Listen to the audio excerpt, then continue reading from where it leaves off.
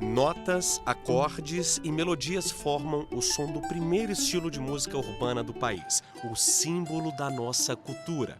E aí, vamos falar do choro?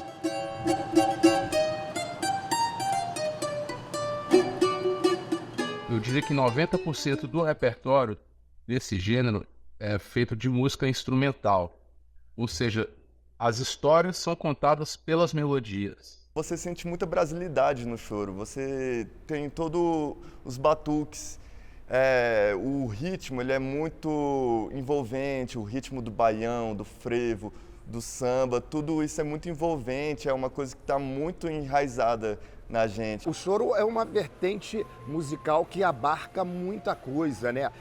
É o começo da nossa música urbana, então ela contém ali dentro a ligação com o samba, com a bossa nova. Hoje na linguagem tem o machiste, tem a valsa, e tudo isso tem um toque sentimental muito grande. O choro, ou chorinho, como é carinhosamente chamado, tem alma brasileira e vai além de um gênero musical.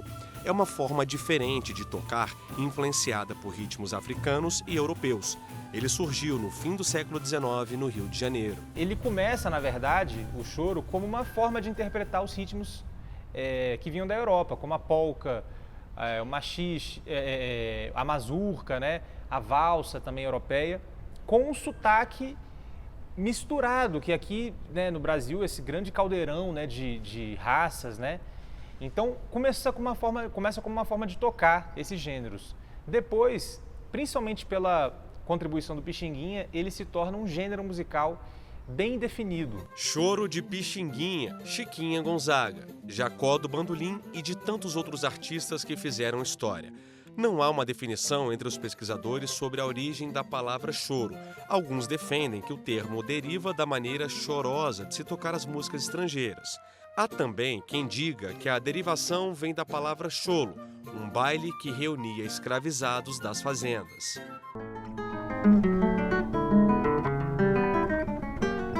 Violão, bandolim, cavaquinho, instrumentos de sopro e de percussão, como o pandeiro.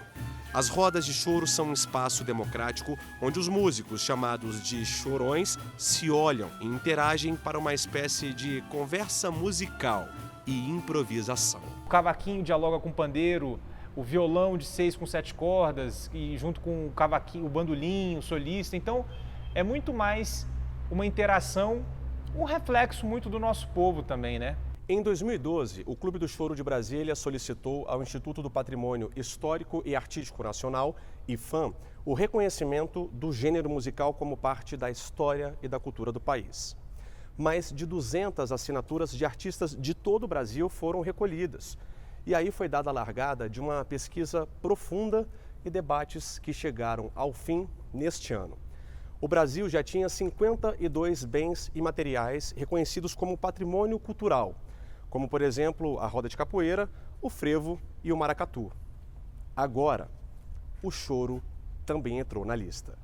A gente chegou, portanto, à conclusão de um dossiê, a elaboração de um material que contém todas as informações do choro no Brasil, onde ele está localizado, o valor cultural que ele carrega, a origem, a memória do choro e também um documentário que foi elaborado com a contribuição de vários artistas, de vários especialistas do choro brasileiro.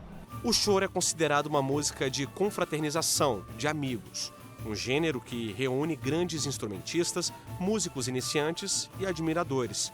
O reconhecimento como patrimônio cultural não é apenas um status ou prestígio que o gênero ganha. O choro vai agora para as escolas. Alunos da rede pública do Distrito Federal, por exemplo, vão ter a oportunidade de aprender a tocar instrumentos como cavaquinho, violão e de percussão. É um incentivo para democratizar o choro. O choro e todas as expressões culturais do Brasil, para além da sua carga, da sua importância cultural, são também ferramentas de cidadania e de transformação da sociedade. São ferramentas de renda, de desenvolvimento econômico, são ferramentas de inclusão, de educação e tantos outros direitos. Essa chancela que o IPHAN dá é mais como uma maneira de proteger, de ajudar a proteger, ajudar a divulgar, ajudar a criar atividades que façam com que o povo brasileiro tenha contato com esse tesouro que é nosso. Henrique é diretor da Escola Brasileira de Choro na área central de Brasília. A instituição foi fundada pelo pai dele, Reco do Bandolim, em 1997. Também foi o pai quem ensinou os primeiros acordes, ainda na infância. Um caminho sem volta. Os solos tocados no braço do violão já viajaram Brasil afora e mais de 15 países, como a Eslováquia, China e Alemanha. A Escola Brasileira de Choro é a primeira do país, um santuário da musicalidade que já formou milhares de músicos. Muitos passaram por aqui e se tornaram referência, como Hamilton de Holanda. Uma escola premiada que atua na vida do músico além da formação. Muitos se tornam instrutores, né? Os alunos que saem aqui da escola se tornam professores, depois a gente indica para apresentações, a gente coloca para tocar nas apresentações do próprio Clube do Choro, né? Então hoje você vê o cenário de Brasília sendo transformado a partir dessa semente que está sendo plantada aqui há alguns anos, e isso é o que motiva a gente a estar aqui todos os dias. Davi, 24 anos, formando em licenciatura em música pela Universidade de Brasília, conta que começou a tocar guitarra na infância e, para aprofundar o conhecimento teórico, entrou no Clube do Choro aos 11 anos. Eu gostava mesmo, na época, de fazer solos na guitarra. E aí, quando eu vi que tinha um instrumento que fazia solos durante uma música inteira, eu achei incrível isso. Então, que é o bandolim. E aí eu me apaixonei pelo bandolim instantaneamente. Da guitarra para o violão, do violão para o bandolim. E nesse caminho musical, outros instrumentos entraram para o repertório. Eu aprendi um pouco de piano, um pouco de flauta doce, um pouco de saxofone, um pouco de pandeiro, de instrumentos de percussão. Então, tudo isso você acaba aprendendo como aprender um instrumento. E eu acho que isso é muito engrandecedor para o músico e também para o professor de música. Leonardo vem de uma família de músicos. O avô era da banda da Polícia Militar. O tio, compositor da escola de samba Portela. E sempre as reuniões de família no Rio de Janeiro acabavam em samba. Eu sempre toquei desde adolescente violão, né? Mas sempre senti uma necessidade de tocar um instrumento de melodia, né? E vi isso ligado ao choro, a oportunidade de tocar bandolim. Morando já em Brasília, é muito comum, desde cedo, você ouvir choro. E é uma música instrumental maravilhosa.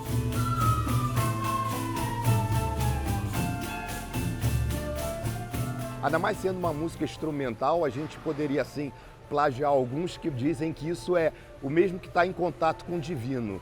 É uma coisa maravilhosa. Qual é o meu papel como músico? Eu acho que é essa comunicação, trazer essas emoções de alegria, de nostalgia, em alguns momentos de melancolia, mas também de brilho. Tudo isso ilumina e engrandece o coração das pessoas, a emoção das pessoas. E trazer isso para as pessoas eu acho que é uma coisa muito bacana que a gente pode contribuir para a sociedade.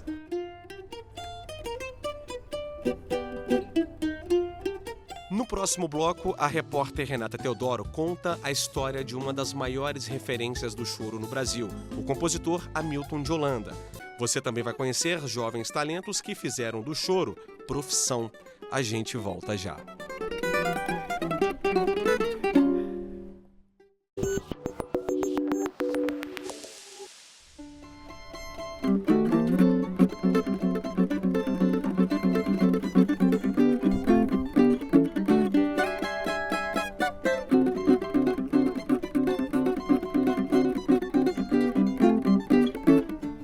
Já são quase 10 anos de parceria, mais de 50 composições e inúmeras viagens pelo Brasil e fora também. Juntos colecionam memórias e vivências que só a música mesmo para proporcionar. O amor pelo choro foi o que uniu essa dupla tão comprometida em disseminar um dos gêneros mais antigos do país.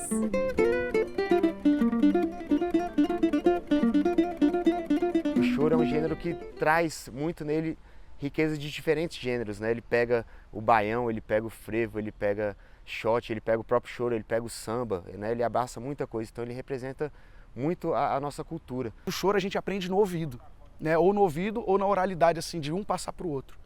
Então, poxa, depois disso que eu comecei a tocar choro, eu comecei a aprender a ler partitura também, que foi uma outra, né, um ganho também para você aprender choro, porque tem partituras que você pode tocar os choros que você não, de ouvido às vezes não dá tão para tirar, né? Então é uma maravilha o choro. Na minha vida entrou dessa maneira, com 12 para 13 anos de idade, consequentemente junto com o cavaquinho. Um estilo que mistura povos e culturas, um som puramente instrumental, ritmos, melodias e harmonias capazes de nos transportar para diferentes lugares. Sem letra, cada um sente o choro de um jeito diferente. A música instrumental, ela tem essa qualidade, diria assim, de que cada pessoa vai ser tocada por um sentimento.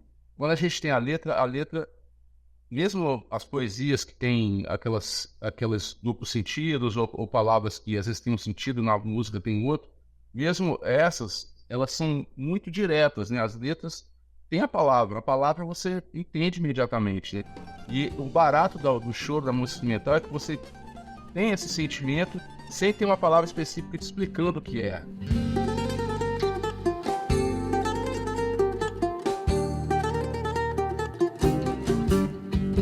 Músico e compositor, Hamilton de Holanda tem uma longa história no choro. O pai e o avô foram as principais referências. Aos 5 anos, ganhou o primeiro bandolim.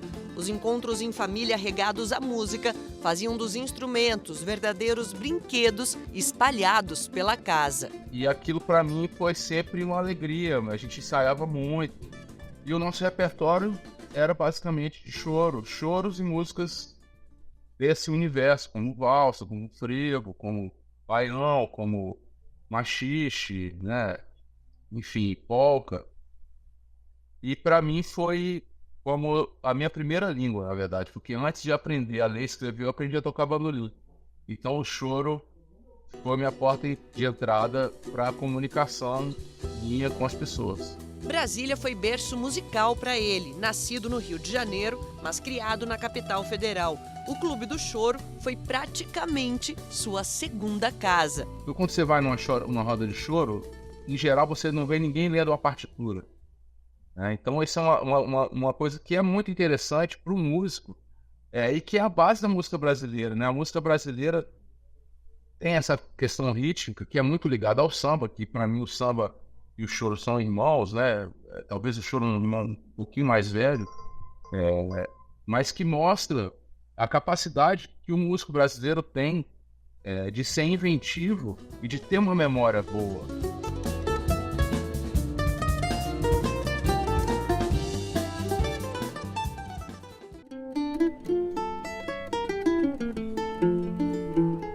Compositor, bandolinista e improvisador é referência para músicos e amigos como Vitor Angelés. O também bandolinista de 10 cordas preza em seus trabalhos pela originalidade e sensibilidade, fatores que deram a ele importantes premiações.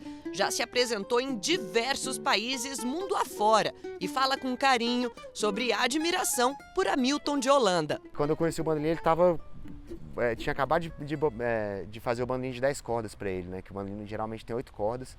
E esse olhar dele de levar o bandolim para outro patamar também, acho que me conquistou demais. Então, a época que o bandolim estava... Brasília tem muitos bandolinistas bons, acho que bastante por isso também, por essa energia que o Hamilton deixou aqui, sabe? Então, acho que foi tudo isso, tudo confluiu ali naquela época e foi um instrumento porque eu realmente, de fato, me apaixonei e levei como principal, sabe?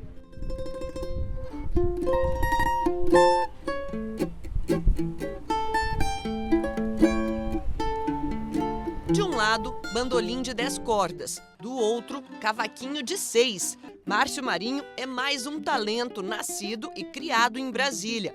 Foi apresentado ao choro pelo tio quando tinha apenas 12 anos. Se apaixonou pelo gênero ao escutar a música Lamentos, do eterno ícone Pixinguinha.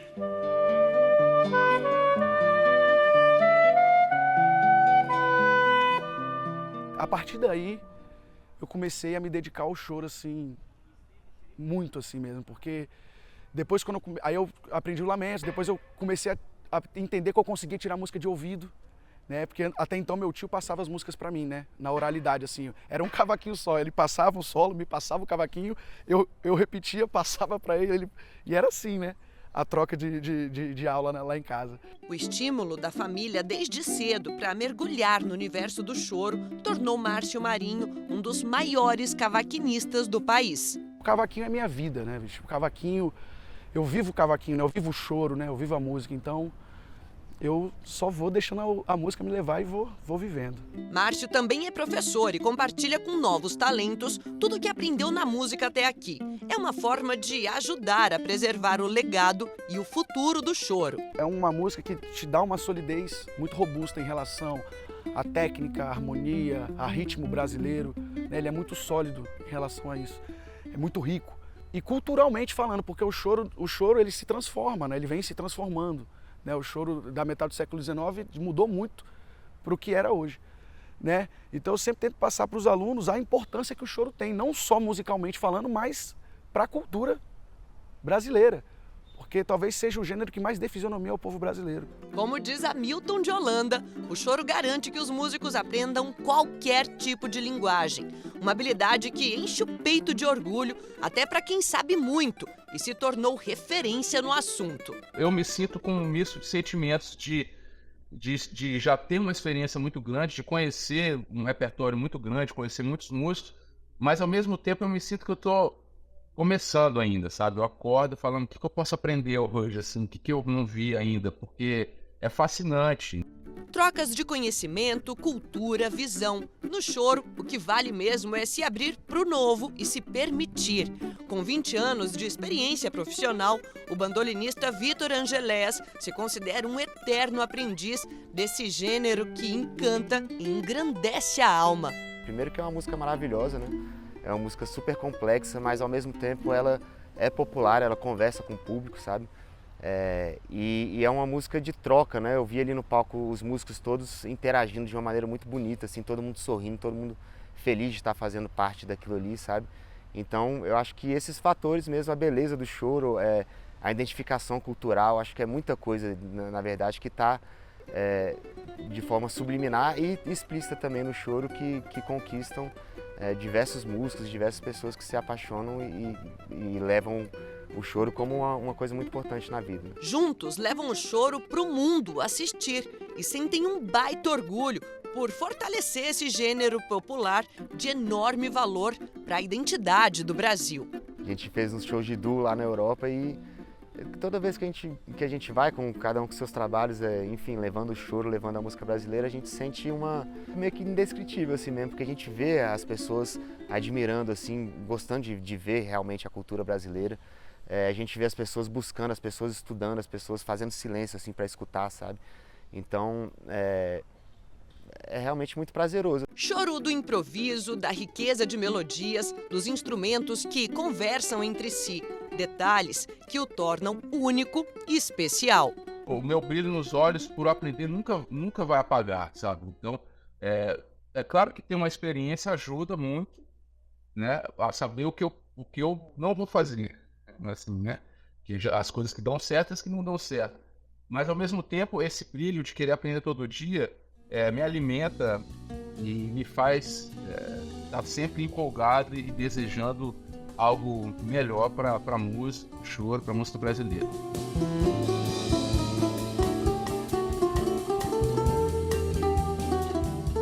E aí, gostou de conhecer essa galera raiz que torna a nossa cultura ainda mais rica e encantadora? Então espera para assistir ao próximo bloco. Eu fui até a casa do Fernando César e do Bento Tibúrcio, pai e filho. Duas personalidades do mundo do choro que têm muito a compartilhar. Eu volto daqui a pouquinho.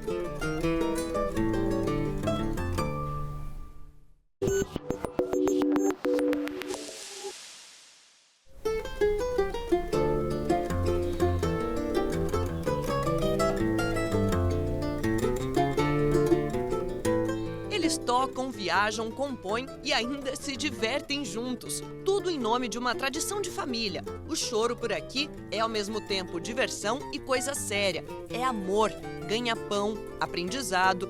é reviver o passado pelas mãos dos mais velhos e construir o presente com o brilho dos mais novos. Ele é privilegiado, né? Como você falou, de estar numa família que pode, né, propiciar isso. A música está presente o tempo todo. Então, eu acho assim que ele tem consciência disso, né, e que de repente no futuro pode ser uma pessoa que possa ajudar a mudar esse panorama. Nessa família, o choro corre nas veias e segue na continuidade de um legado. Com as inúmeras referências que surgiam dentro de casa, Bento conta que ainda novinho se esbaldava ao som de Luiz Gonzaga. Eu ficava, tava ouvindo as músicas e ficava tentando procurar as notas assim, no cavaquinho. Isso ajudou muito, né, a parte musical, assim, do começo, né? É um amor que definitivamente passou de pai para filho. Com um histórico extenso e familiar dentro da música, Fernando e Bento representam o costume e a cultura do choro, passados de geração para geração.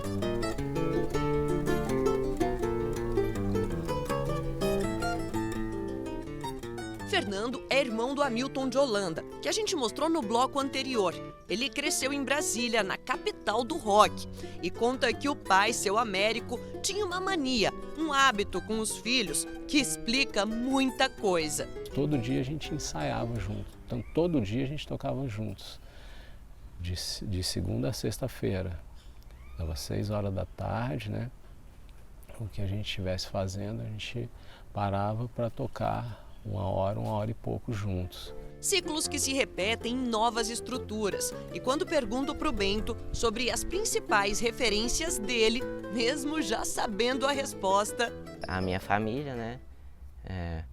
Meus tios, meu pai, meu avô e os grandes chorões, né? Tipo Pixinguinha, Jacó, Chiquinha Gonzaga.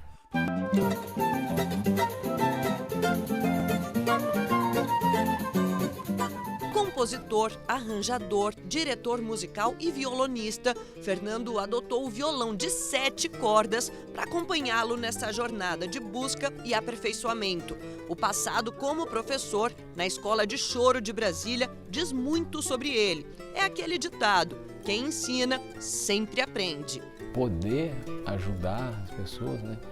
Poder ver os adolescentes tocando, né? Assim, era a vingança.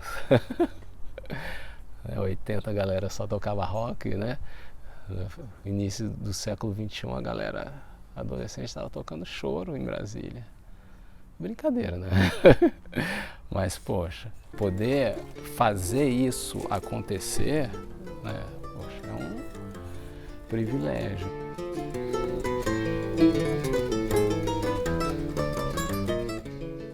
Como símbolo da cultura brasileira, o choro se populariza entre os mais jovens. Em Curitiba, sábado é dia da Roda de Choro Mulheril, projeto formado por mulheres que dão vida e continuidade ao movimento feminino das rodas de choro pelo Brasil. Muitas vezes as mulheres não se sentem à vontade para tocar por uma predominância masculina, pelos julgamentos, né, pelos olhares, muitas vezes que ferem diretamente as mulheres.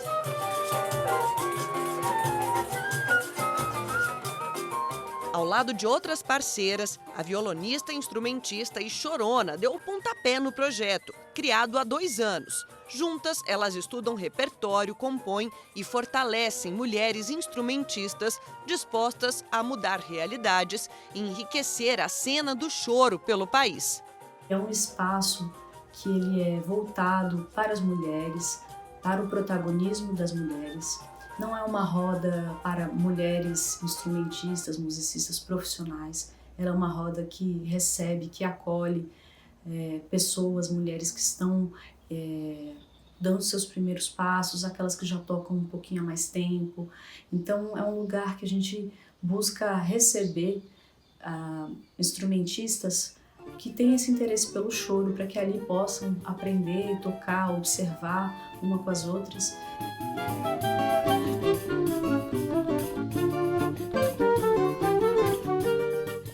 assim, a gente termina o Repórter Justiça desta semana. Mas antes, preparamos uma surpresa para nossa produtora, Judite Aragão.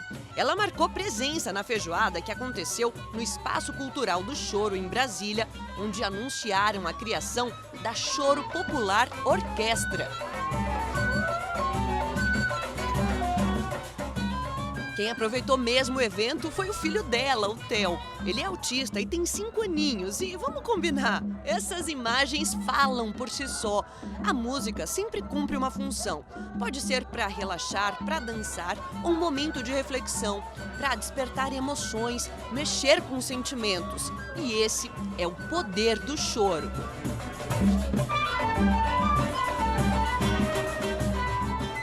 Agora sim, chegamos ao fim. E você já segue a gente no Instagram, @Rádio e TV Justiça. No YouTube, já sabe, o canal é o mesmo. E se quiser entrar em contato com a nossa produção, o e-mail é o repórterjustiça@stf.jus.br. Até a próxima!